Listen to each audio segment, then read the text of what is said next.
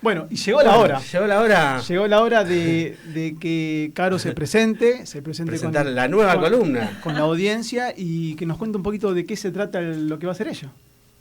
Caro, el micrófono es tuyo. Bueno, te escuchamos. me llegaron los nervios justo en el momento donde iba a empezar. No estuve nerviosa en ningún momento del día. Empiezo y me llegan los nervios. No, bueno, tranquila. Vamos a empezar por el nombre de la columna que se llama Educalina. Sí, Educalina, así se llama, que es una mezcla de educación con Carolina. Perfecto. No se me cayeron muchas ideas, pero bueno, Educalina me gusta. Contanos a la gente, ¿quién es Carolina? Bueno, yo soy mamá de Malvina, una nena de 5 años. Soy trabajadora social, me recibí en la UBA el año pasado y ejerzo como docente, como orientadora social. Adentro de las escuelas, las trabajadoras sociales nos llamamos orientadoras sociales. Bien. Y formo parte de lo que se conoce como el equipo de orientación escolar, que no sé si ustedes lo conocen de esa forma o como gabinete. Yo lo conozco Nosotros tenemos unos cuantos años más que vos, así que como gabinete. Como gabinete. Exacto. Bueno, igual muchas personas siguen diciéndole gabinete, que en realidad, bueno, no voy a empezar corrigiendo a nadie. No, clarísimo. Pero mira, en mi época cuando ibas al gabinete era porque tenías problemas de conducta o problemas de aprendizaje. Claro. Es que es un poco sigue siendo un poco esa la función. Lo que pasa es que el gabinete tenía esto de que te diagnosticaba. Claro. En cambio, los equipos de orientación escolar no diagnosticamos, orientamos y colaboramos con la educación íntegra de toda la institución, no solamente, es como, entre muchísimas comillas, los que tienen problemas. Clarísimo.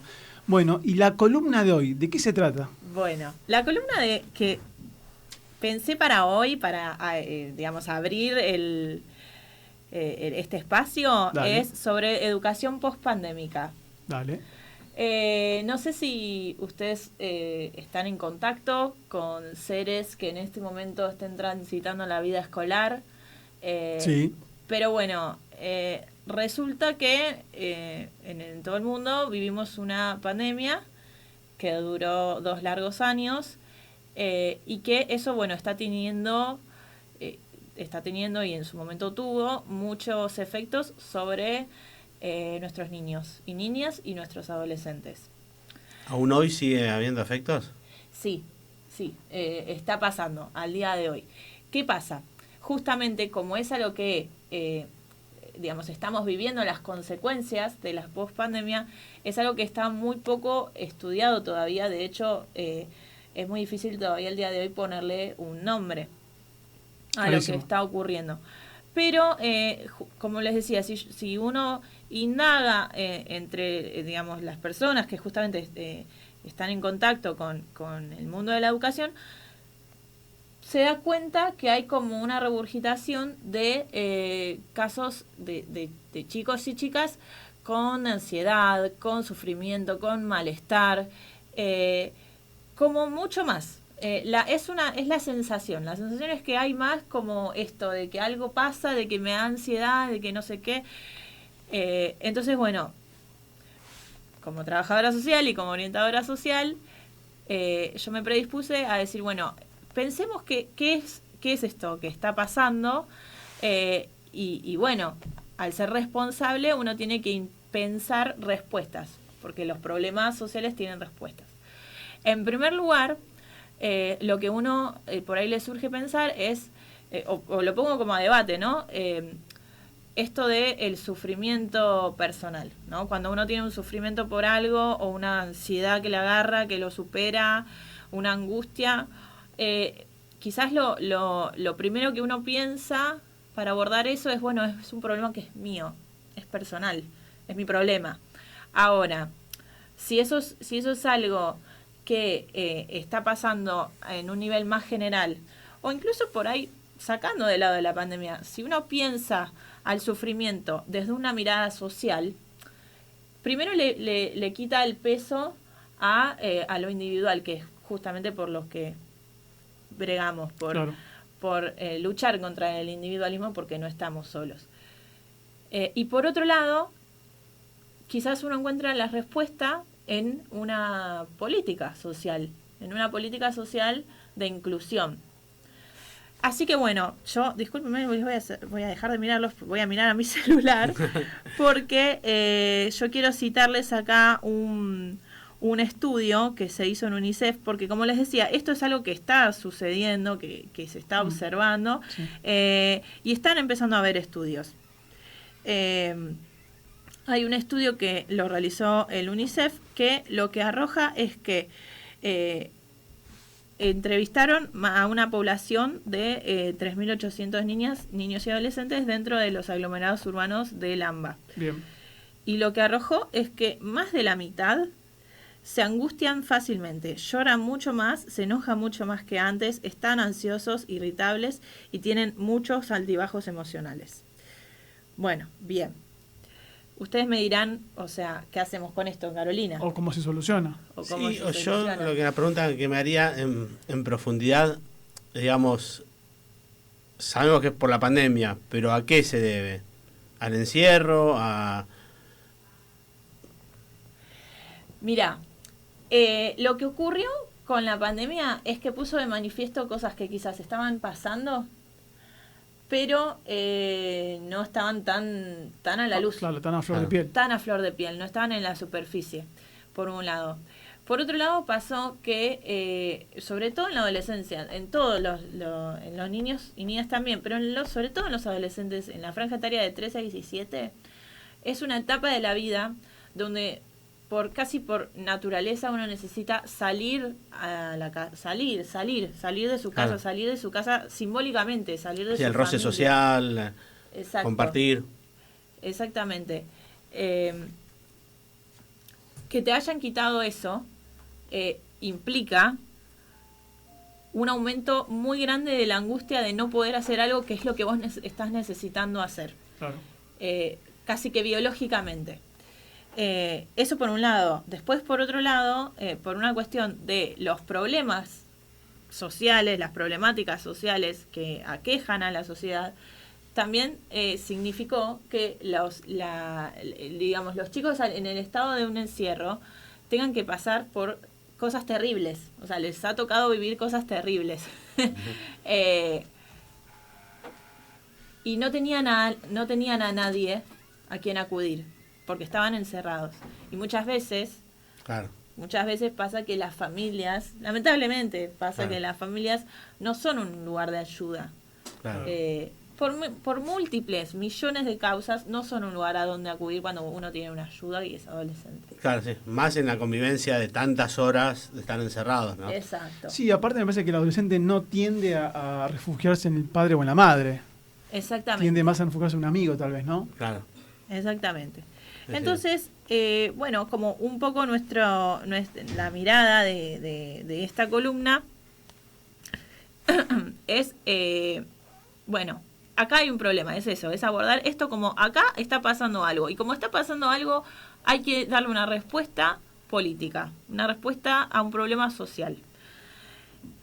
Ustedes sabrán que en el 2006 se consagró la ley que conocemos como la ley ESI, de Educación Sexual Integral, 26.061.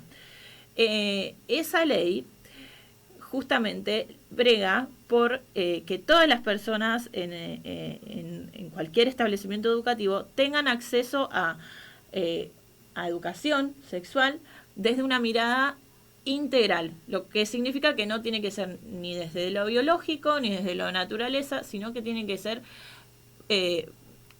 completa. Exactamente. Ahí entra la noción de salud mental, ¿sí? Eso por un lado. Por eso esto está dentro de la ley ESI. Abordar este problema está dentro de la ley ESI. Por otro lado... Aunque no sea algo específico sobre sexualidad. Exacto, exactamente. Por otro lado, lo que sí quisiera plantearles ahora para reflexionar es lo siguiente. ¿Ustedes conocen la diferencia entre padecimiento mental y padecimiento subjetivo?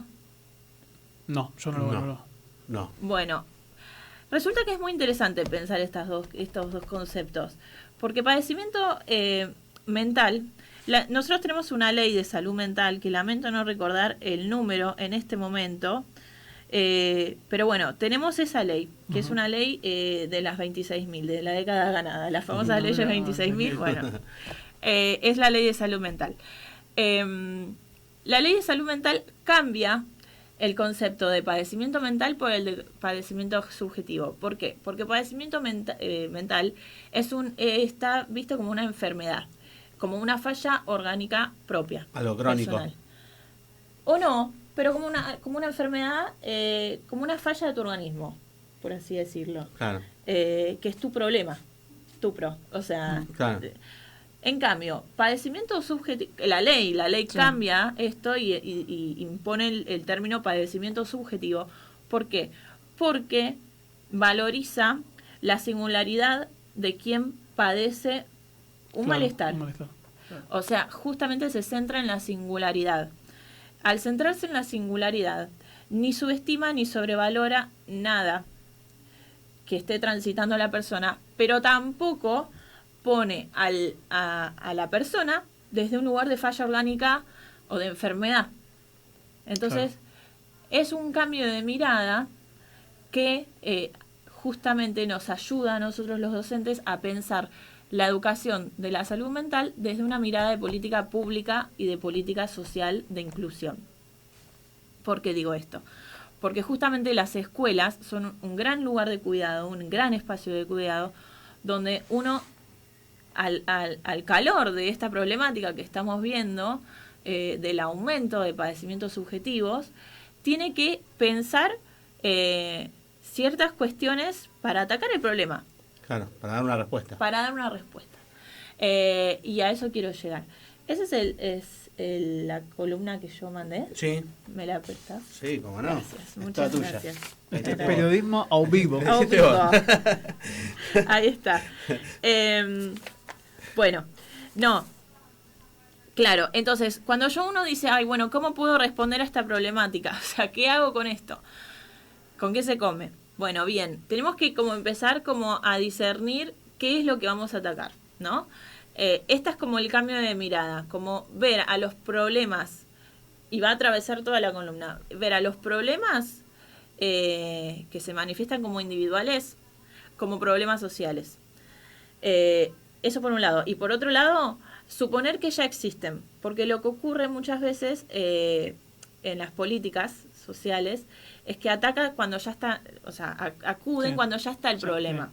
Claro. Si hay algo maravilloso que tiene la educación, es que justamente evita que haya problemas, que surjan problemas. Claro. Ahora, Caro, tengo una pregunta. ¿Cómo se aborda esto para llevarlo más al plano terrenal? Bien. ¿Viene un chico o cómo es que este chico al colegio vos te llega? ¿Te llega a través de un informe de la maestra, de la docente del grado? ¿Cómo funciona eso? Múltiples formas. A ver. Que gracias por la pregunta porque estoy queriendo ir ahí y no llego.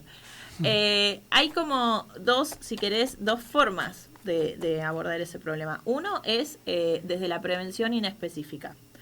Uno supone que... Trabajo preventivo. Claro, o sea, el problema está, entonces actúa en función de eso, pensando dispositivos y demás. Y el otro es, como vos bien decís, o sea, el estudiante se acerca, la docente lo ve o la ve... Sí, ve conductas, tal vez que son... Ve conductas, eso es un gris porque es parte de la prevención inespecífica, de hecho es lo más común, es eso, es ver... es observar a nuestros chicos, verlos, que eso es lo que no podíamos hacer en la pandemia, o sea, ver cómo estaban, verlos y, bueno, captar los signos que ellos nos dan y para los cuales todavía no tienen las palabras para expresar. Entonces, hay cuatro problemáticas específicas que lamentablemente ocurren, que son autolesiones, intentos de suicidio y bueno, manifestaciones de sufrimiento. Claro. Para esas cuatro problemáticas, sobre todo para las tres primeras, hay protocolos, literalmente hay protocolos escritos sobre cómo es la actuación, que eso está en la comunicación conjunta 01-2023 de este año, de la Dirección de Psicología Comunitaria y Pedagogía Social de la provincia de Buenos Aires. Es muy importante que todo docente pueda leer ese libro. Es un libro de como 150 páginas, pero es muy importante porque ahí están protocolos específicos que indican cómo actuar ante situaciones graves, como por ejemplo esto, o como por ejemplo un abuso sexual. Bueno, cuestiones con nombre y apellido, problemáticas graves. Bueno, ahí están los protocolos. Esos protocolos, en términos muy generales, implica que uno tiene que, por lo general, hacer una denuncia, sí o sí, dar aviso a su jefe distrital o a su inspector, redactar un acta. Entiendo que una charla con los progenitores. Exactamente, o no necesariamente, porque a veces estás el problema entrando está a la boca ahí, del lobo y estás cual. Exponiendo a... Eso por un lado, pero bueno, y ahí para todo eso hay protocolos que deben cumplirse. Y para lo otro, que es la prevención inespecífica, justamente la propuesta es pensar ideas didácticas y pedagógicas donde se puedan ver en qué momentos y en qué oportunidades decirle al adolescente: este es tu espacio, vos sos importante, estás acá y nos alegra que estés. Claro. Hay varios momentos, como por ejemplo el recibimiento cuando ellos llegan a la escuela, como bueno, hacerlos sentir parte de esa vida escolar, y después hay momentos sensibles como son los periodos de evaluación, donde ahí se mueve, donde cuando una persona está frágil se mueve mucho cuando tiene que ser evaluada, y ahí también hay que aprovechar el espacio de cuidado. Así que bueno, esa fue la columna de Educalina. Y les agradezco por este primer momento. Excelente, Caro. Bueno, la realidad que sí, estamos muy contentos de que haya sumado Caro a esta columna, que pueda contar todo lo que ella sabe y entiende del tema. Así es. Y la volveremos a tener dentro de 15 días. 15 días. Seguro que sí. Y bueno, como siempre, nos despedimos con un enorme abrazo peronista. Vienen las elecciones dentro de muy poco. Hay que ya empezar a pensar en el voto de cada uno de la gente que no tiene todavía pensado ese voto. Así es. Y si Dios quiere, nos vemos el jueves que viene. Juan, gracias por todo. Chau, chau. Inusitados sonidos estallando en tus oídos. Siempre juntos.